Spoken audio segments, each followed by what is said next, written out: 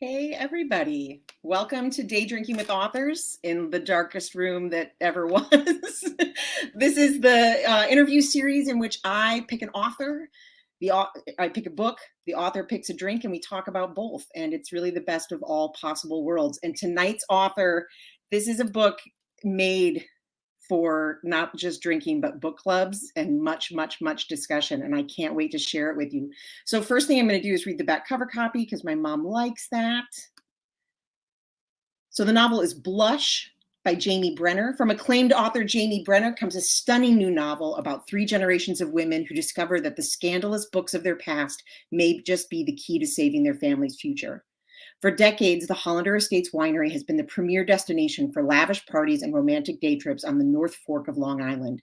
But behind the lush vineyards and majestic estate house, the Hollander family fortunes have suffered, and the threat of a sale brings old wounds to the surface. For matriarch Vivian, she fears that this summer could be their last, and that selling the winery to strangers would expose a dark secret she's harbored for decades. Meanwhile, her daughter Lee, who has been who was turned away from the business years ago, finds her marriage at a crossroads and returns home for a sorely needed escape. And granddaughter Sadie, grappling with a crisis of her own, runs through the vineyard looking for inspiration. But when Sadie uncovers journals from Vivian's old book club dedicated to scandalous novels of decades past, she realized that this might be the distraction they all need. Reviving the trashy book club, the Hollander women find that the stories hold the key to their fight, not only for the vineyard, but for the life and love they've wanted all along. This is like a romance novel for romance novels. So let's bring Jaimie out here. Hi. Hello, Jaimie. Thank you so much for joining me tonight. Thank you for having me. I do have my glass of sparkling rosé handy. I appreciate that. I made a joke that much like the Hamptons, I ran out of rosé. And it's just Pinot Noir for me. No, some days are just a Pinot Noir day, and we have to roll with it. Did the Hamptons really run out of rosé? That really did happen, yes. This was like maybe 7 years ago. It was a while ago, which, it seems impossible to imagine that now, but I think the rosé thing just like sped up really, really quickly. And as I write in the book, there was a time when it really was like the bastard stepchild of wines. Like it was no respect. It did honestly feel like it went from I'd never really had much rosé, and then one summer it was all anybody was drinking, and it's just been escalating from there. Yeah. So I don't know if you know this. I don't know if you've gone on your Amazon page lately, but if you're also bots on Amazon, have you seen what's on there? No. It's like Scruples and Minstrel's Daughter. Oh my goodness. Oh my gosh. But that makes me so happy. Totally. I mean, it's kind of amazing. Literally right now, I'm rereading Minstrel's Daughter, which is what, I've read this book like maybe 5 times, and I keep thinking someday I'm going to read it and like the magic's going to be gone. Like I'm going to like not feel the same way. And she just completely blows me away every time I read this book. Oh, that's amazing. So yeah. you clearly have a relationship with these books. Like these were books that you read in your youth and have read several times and have reread before writing this. How was it rereading Lace, Scruples, Minstrel's Daughter? How was it rereading those books so many years later and then like trying to write a novel, sort of working all that in there? It was more challenging than I thought. And part of the reason why is, yes, I read these books growing up. These were the novels that made me want to become a writer in the first place. Because, Ann Tyler had this quote that we read to have more than one life. And we read to live more than one life. And I felt like when I was younger, these books were my portal to the things no one was telling me about the world. And certainly the things no one was telling me that I could aspire to as a woman. I remember in 4th grade, I told my teacher that I wanted to be a writer when I grew up. And she looked at me and she said, well, maybe you can be a teacher. Oh, I mean, and being a teacher is a great job, but that's not what I said to her. And I didn't at the time, but I have a suspicion if I had been a boy saying that, she would not have responded in the same way. So these books were like, go out there, move to a big city and try to have a job you love and have passionate romances and just, live your life. Live this wild, dramatic, yeah, bigger than life. Yeah. Yeah. And you may fail and you may get your heart broken, but you pick yourself back up, and that's the way it is. Yeah. So, but when I reread them before I started writing Blush, the amazing thing was how dated some of the stuff in the book was, like language, things that would never be allowed in a book today, like things that were not intended to be derogatory, but like today are like not acceptable ways to describe someone. The sexual dynamics of some of the sex scenes were a little bit questionable, which, as a kid, I just read them as entertainment. Now it's like, wait, was that consensual? Like, what was really happening there? So I had to at least address these things in Blush, like aside from saying how entertaining and groundbreaking they were, I had to acknowledge that some things don't hold up today. Right. And so fortunately, I was able to express that through my college age character, Sadie. Like, she could be the lens through which we could be like, like maybe that wasn't a very empowering thing to do. Whereas her grandmother in the book could say, you don't know how things were in my day, and this is just what we did. Yeah. Which I think, like, that's why I like writing from different generational perspectives in all my books, because the way we see things in life changes so much in time. And I felt that really keenly in Leah's point of view, where she was like, right. Sadie is right, but also my mother is right. Like, because the world has changed so radically, and there's some part of these novels that are now just utterly historical fiction, right? And read like, time gone by stuff. But it also felt to me as I was reading this book that a little bit you've been kicking this idea around for a long time. You are very astute. This is the book basically I've always wanted to write. I mean, I was so obsessed with these books and inspired by these books that once I finally wrote a novel myself, I thought, okay, I've got to find a way. Because, every summer I'm talking about my books, and deep down what I really want to talk about is these books. Right. So I'm like, how can I find a way to bring these books into the conversations I have with my readers? It just took time to figure out how to bring it all together in a cohesive story. And for that, we have our friend Wine to thank. Right. One of the things that I loved about it, so I'm going to get to two specific things that I loved about it, but the first like general thing is that it got so meta.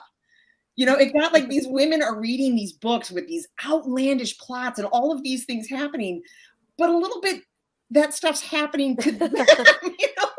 It's got this secret. There's this guy running around. Sadie's having this affair with this guy who's really giving her the cold shoulder and that like alpha dark hero kind of. Yes, the brooding hero. Was that? I mean, obviously, it had to be fun to be writing it. Definitely. I mean, I had so much fun writing this book. I mean, deep down, I wish I could write a sprawling 600-page, multi-generational saga like these women did back in the 80s. But that's really not the type of book that is being published today. Like, A, I don't think I could do it. But B, even if I could, it's not really the type of books that are popular. So it's like, how do we take a taste of that and put it into what's, contemporary women's fiction? And so that's what I was trying to do with the like slight dramatic flourishes in these women's lives that are otherwise very workaday lives. They have their marriages and their jobs and their schoolwork. But I had to bring in a little bit of the, the slightly camp. You had to bring in the slightly camp. Yes. So was it hard reining that in or like juicing that? Like, I mean, I mean, as a fan of your other books, like I started reading you with Gin Lovers, which, as I look back on it, like you knowing where you were as a reader and the kind of book you were going for, you're like, yeah, Gin Lovers is totally that book. Yes. See, I loved writing the Gin Lovers. That wasn't even originally a single novel. It started out as an e-serial, and then they bound it all up into one book. But the question is, was it harder to dial it back or harder to juice it up? Yeah. And it was definitely harder for me to juice it up because I tend to be like cautious, like I'm kind of a cautious person. And, I've written other books and it would have been easier for me just to kind of follow the pulse that I'd written in other novels. But to bring it up a notch and just a little bit here was, I think, the creative challenge. You're absolutely right. Yeah, it took me a while, I'm just reading it and swept up on it. And it took me a while, probably after the halfway mark, when the tricky buyer comes back in, that I was like, oh, I see what she's doing here. It's awesome. I mean, like, it was like a delightful little wink to the reader. Thank you. So 2 things that I really loved, and as a person who writes romance and loves romance and is, I mean, and you can't say, Judith, that Lace and Scruples are romance novels, but they certainly share the same space. I feel like I'm constantly defending them, and I feel like you nailed it so well at 2 different points in the book. One is when her teacher, her thesis teacher, gives her the definition of like a classic. Yes. Right. Where, so for those of you who haven't read the book, and you really should read the book, the college age daughter is struggling with her thesis and she's thinking these big thoughts, but she's not getting it done. So, right. And she's also spent the summer reading these books and feeling kind of ashamed about it. And go ahead, please. And the teacher says this great. Yes. So the professor, is listening to her make this confession that she basically wasted her summer and didn't get any work done. And when she admits what she'd been reading, the professor says, well, the writer Italo Calvino says, a classic is just a book that hasn't finished saying what it has to say. And that was like the first time the character Sadie has any pause or a moment where she thinks maybe she should give these books more credit. And of course it takes more than that, but that was the seed that was planted. And I was an English major in college and reading all the classics, all the greats, but deep down, the books I loved, I remember reading The Witching Hour by Anne Rice. Mm-hmm. And books, there's great storytelling, that doesn't get the credit that other books get in the sort of context of the canon. And that always bothered me. It always bothered me that what people are being fed as literature can be so far from other books that I think are just as good in a different way. So that's something that's bothered me for 30 years since I was in college. Certainly. And I was thinking about it now. My dog is at the door. If I shut the door, she wants in. If she's in, she wants out. So I'm so sorry. Excuse me. I tried to catch her so that she's in here with me, but I didn't this time. I was thinking about it too, in particular, like this month, like the new David Franzen novel is coming out, and the show that's like sweeping pop culture is this thing on Netflix called Squid Game. That's like a North Korean heavy duty drama. And the two could not be more different. And you just think like, what do we hold in such esteem while this captures so much of our attention and our, imagination? It's just kind of a remarkable highbrow, lowbrow conversation. But that's why, Susan Sontag was, an intellectual, a very public intellectual, which we don't have that many of these today, who said, look, in Notes on Camp, she's like, if you ignore the valuable lowbrow stuff, it's at your peril. And And she was one of the first people I was ever aware of who would make the distinction between valuable lowbrow and valuable highbrow, but both valuable. Right. Right. I Yeah. felt like I wondered if while you were like this story idea was ruminating, if reading that didn't connect this so tightly in your brain, you're like, well, that's how I write the book. Like that's the connection to writing the book. Well, the connection was actually living in my apartment at the time, which was my daughter, Bronwyn, who was very much like Sadie in that she only read in high school, very intellectual, arcane essayists, Sontag and Julia Kristeva and all sorts of things. And I remember looking at her one day and thinking she would be appalled if she knew what I'd been reading at her age.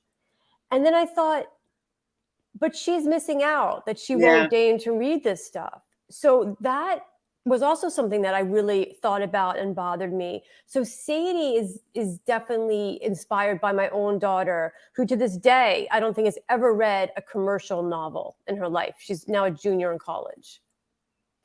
That is a life of the mind right there. Right, but I'm going to say, I think people miss out. Yeah, Just no, saying. I agree. So when this, I mean, one of the things that I loved when I was telling people that I was reading this book, I mean, the title, and I know that sometimes the title comes months after you've written the book. I know that sometimes the title is first. I know that the cover is completely outside of your control, but you had to be like the title and the cover have never been so perfect. Like, don't you think? Thank you.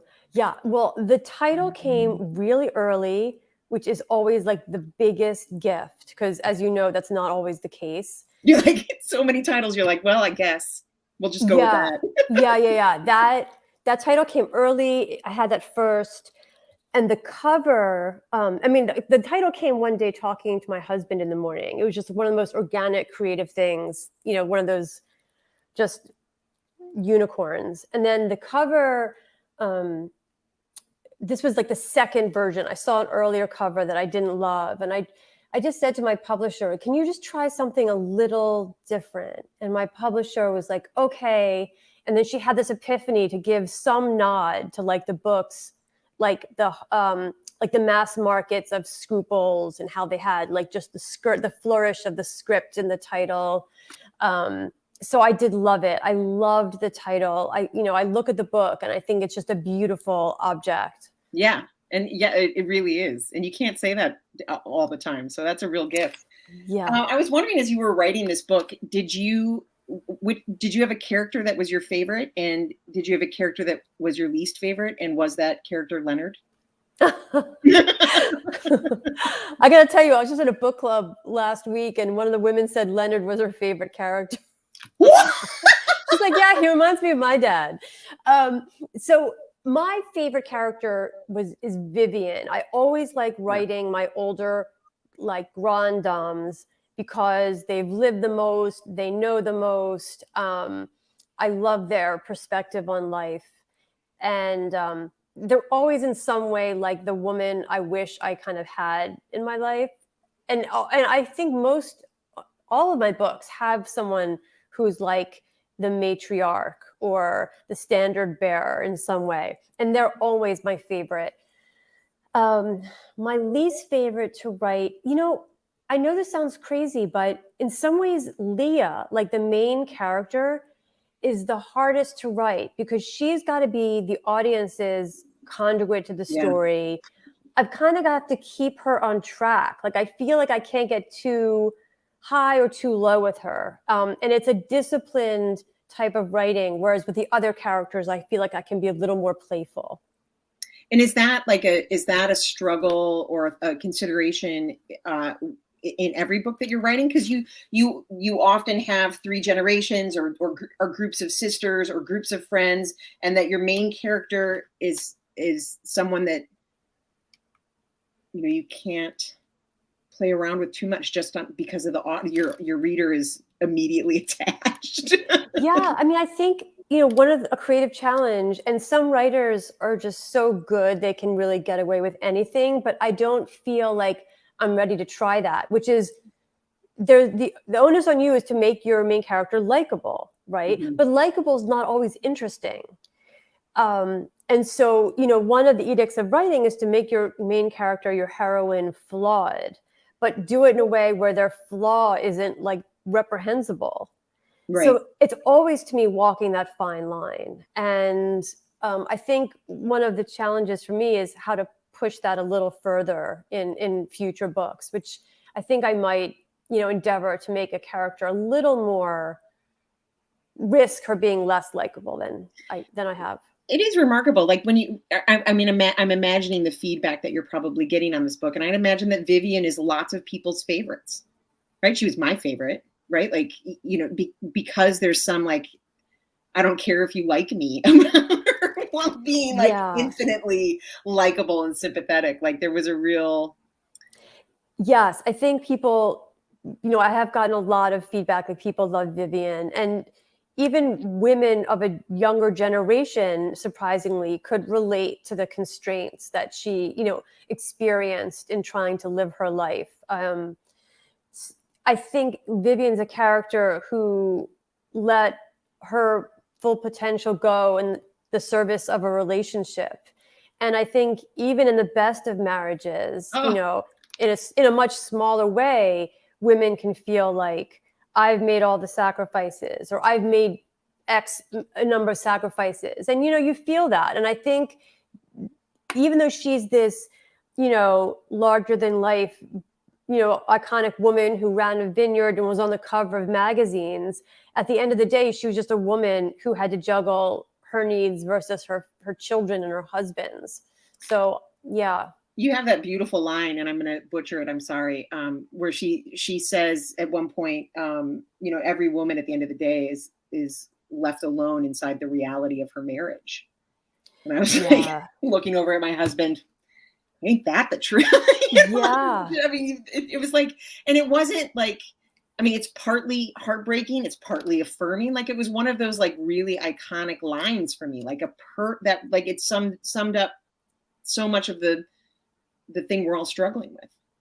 Well, I think that's also, book clubs play a part in the book. And I think lots of women today have book clubs, or they tune into just podcasts like this one, because I think for women, talking about books or talking about art or talking about knitting in some ways can be our way of talking about things that are bothering us without talking about the things that are bothering us. But it's very cathartic. Mm-hmm. So book clubs, sometimes I go to book clubs and the women will say to me, this is like the first time we've actually talked about the book in a while. Because usually we just get together and we talk about like stuff. We'll talk about the book a little bit, but it veers off into other things. So yeah, I think, being a wife, mother, or even being single, life is hard. And that's why I think readers, the counterpoint to this is there's a saying that a reader is never truly alone. And I do believe that. And I think in the writing and reading community, we have so much, like such a great safety net. Certainly. Beneath us. Yeah. And what's funny about those books, like going back to those, to Scruples and the rest of them, is that like the question of like feminism and how feminist can these books be, and if we're constantly dealing with consent issues and women in men's worlds. And I think about the same thing with, I just lost my train of thought, but I think about the same thing with book clubs. There's something so innately and inherently feminist about it.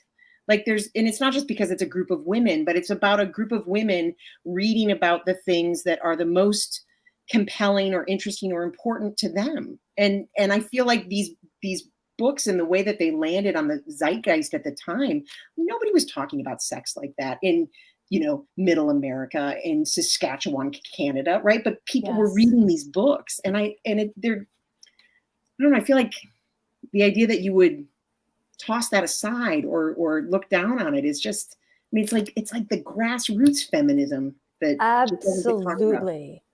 And as with any movement, there was a lot of pushback. There was anger. I think these books incited fear in some people. If you look at the documentary about Jackie Collins that came out this summer called Lady Boss, I don't know if you saw that or not. I haven't seen it, no. Well, there's some startling footage of her being on like the morning talk shows, like Merv Griffin, but I'm not sure if it was exactly Merv Griffin.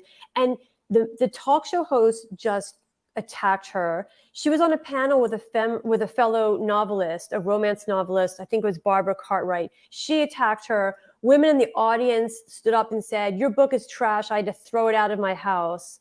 And number one, at the same time, these books are blockbuster bestsellers, like dominating New York Times bestseller list. Why were people so threatened by them? Because women were expressing their desires. They were living unapologetically. They were not following the path they were supposed to. And people really took it out on Jackie Collins. And I think she had the sales to validate her, but I don't think she got the respect in terms of what her books were doing sociologically at the time. You know, it's funny. And if you think about if some of those books had ended with like a happily ever after with like her married, and because some of them didn't, some of them did, some of them didn't, like how that would have changed the story. Like if you just let her get married and let the character get married and be happy. And Jackie Collins was like, no, that's not what this character's about. Like, I don't know, it's pretty fascinating. It is fascinating. And, you know, I always ask people when we talk about Blush, like, have you read any of these books? And if so, like, what did you think, or will you? And I'm hoping that people who never read these books before will start to read them just out of intellectual curiosity. Clearly it's happening, according to I know. Awesome. You know, I was thinking about my mom's book club. So your story starts with Leah. She's young, and her mom is having this book club on the balcony or on the terrace of this beautiful winery. Everybody's all dressed up. It's so fancy and elegant. And I mean, I have the same memories of my mom's book clubs. You know, the after 8 dinner mints being set out, like, you know, my brother trying to get to the cake, and you know, her smacking his hand away, and you know, the stories that they would have read when I was young. And I remember Clan of the Cave Bear was one of them. Oh yeah. I mean, and I took that off the shelf and I went behind the couch and I read that 600 page book start to finish. And then the sexy bits in the middle, I read that over. Yeah. I mean, that was yet another example. That was like a juggernaut. Like that was the biggest book going. Absolutely. And there was this weird phenomenon in that time where there are certain books that just everyone had them, from mothers to teenagers to anyone who could smuggle them out of the library. And today I feel like it's not the same. Like there's some books where like there might be bestsellers or a celebrity picks them for their book club, but there was something almost underground about the way books were discovered back then. I think the only book that I feel like is that way was 50 Shades of Grey. Like that had the same zeitgeist, you know, underground rumblings, the same like explosion, you know, it created, but like nothing else has captured and held quite like that. That's absolutely true. It's a great example. Yeah.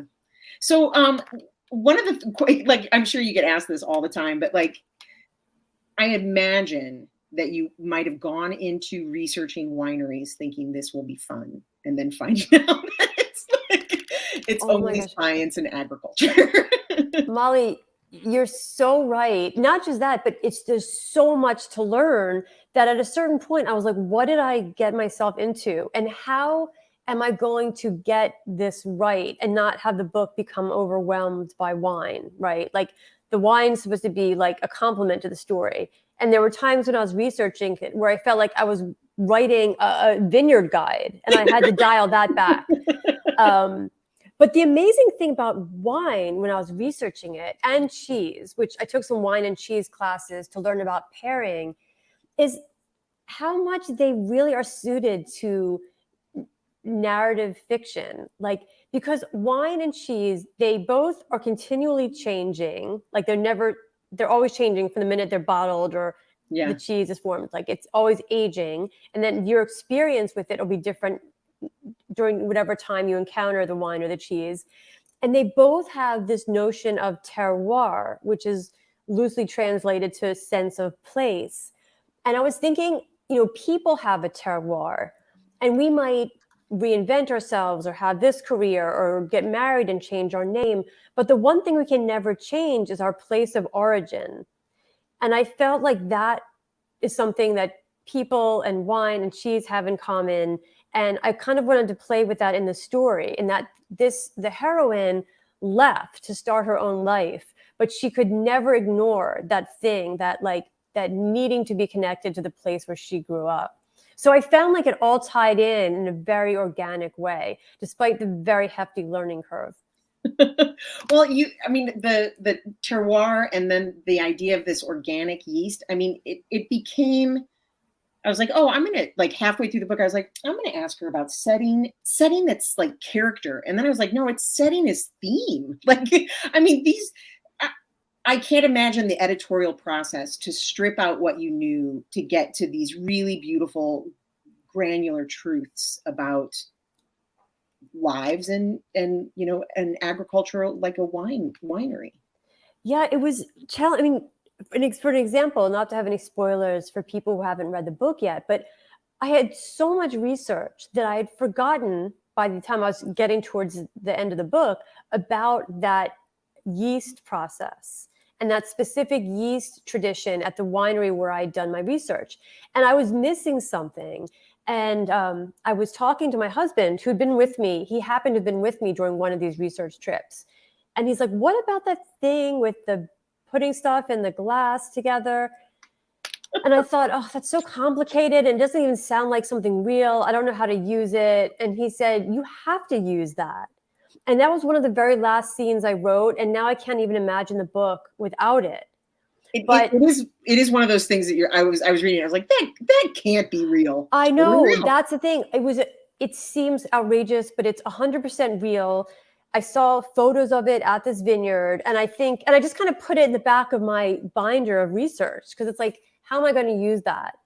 But then at the end, winemaking, like you said, it's an art and it's a science and it's so many things. If you can find one process that encaptures it, because the challenge of writing a book versus a movie is you've got to describe everything. You can't show everything visually. I mean, even pouring a glass of wine, you see the instant impact on a scene, the color and the movement of the liquid.